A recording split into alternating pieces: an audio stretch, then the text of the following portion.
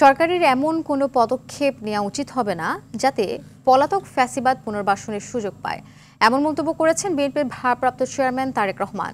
আর আবেগ দিয়ে সমস্যার সমাধান নয় বলে মনে করেন বিএনপি মহাসচিব মির্জা ফখরুল ইসলাম আলমগীর। বিএনপি নেতাকর্মীদের কথা ও কাজে দায়িত্বশীল হবার নির্দেশ দিয়েছেন বিএনপির এই মহাসচিব। রাজধানীর লেডিস ক্লাবে পেশাজীবীদের সম্মানে ইফতার মাহফিলে এসব কথা বলেন তারা। মাইদুর রহমান রুবেল জানাচ্ছেন বিস্তারিত। বিভিন্ন পেশায় নিয়োজিত দেশের বিশিষ্ট নাগরিকদের সম্মানে এই ইফতার মাহফিলের আয়োজন করে বিএনপি। ইফতার পূর্ব সমাবেশে বক্তারা বলেন, দেশকে এগিয়ে নিতে জাতীয় ঐক্যের বিকল্প নেই। আওয়ামী লীগ ফেরা নিয়ে উত্তপ্ত রাজনীতির মাঠ, এমন পরিস্থিতিতে কথা ও কাজে সকলের দায়িত্বশীলতার পরিচয় দিতে হবে বলে মন্তব্য করেছেন বিএনপি মহাসচিব মির্জা ফখরুল ইসলাম আলমগীর। সংস্কারকে এগিয়ে নিতে আবেগের বশবর্তী না হয়ে বাস্তবতা মাথায় নিয়ে এগিয়ে যাওয়ার কথা বলেন তিনি।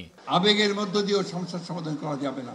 আমাদেরকে বাস্তববাদী চিন্তা করে, ভবিষ্যতের কথা চিন্তা করে, পরিবর্তনকে সামনে নিয়ে একটা নতুন বাংলাদেশ, গণতান্ত্রিক বাংলাদেশ গড়বার জন্যই আমাদেরকে ওই লক্ষ্যে কাজ করতে হবে। আর তারেক রহমান বলেন, ফ্যাসিবাদ বিরোধী জাতীয় ঐক্যের মধ্যে ফাটল ধরাতে একটি মহল কাজ করছে। পতিত স্বৈরাচার আর যাতে ফিরতে না পারে তার জন্য সবাইকে সতর্ক থাকার আহ্বান তার। অন্তর্বর্তীকালীন সরকারের দৃষ্টি আকর্ষণ করে আবারও বলতে চাই, সরকারের এমন কোনো পদক্ষেপ নেওয়া উচিত হবে না যাতে রাষ্ট্র এবং রাজনীতিতে পলাতক স্বৈরাচারের দোসররা পুনর্বাসিত হওয়ার সুযোগ পায়। সংস্কার চলমান প্রক্রিয়া, যা কখনো শেষ হবার নয়। বলেন, কেতাবি কিংবা পুঁথিগত সংস্কার নয়, টেকসই সংস্কারে মনোযোগ দিতে চায় বিএনপি। এমন পরিস্থিতিতে জাতীয় নির্বাচনের আগে স্থানীয় নির্বাচন হওয়ার অর্থ সারা দেশে ঘাপটি মেরে থাকা পলাতক স্বৈরাচারের দোসরদেরকে রাজনীতিতে পুনর্বাসনের সুযোগ সৃষ্টি করে দেওয়া।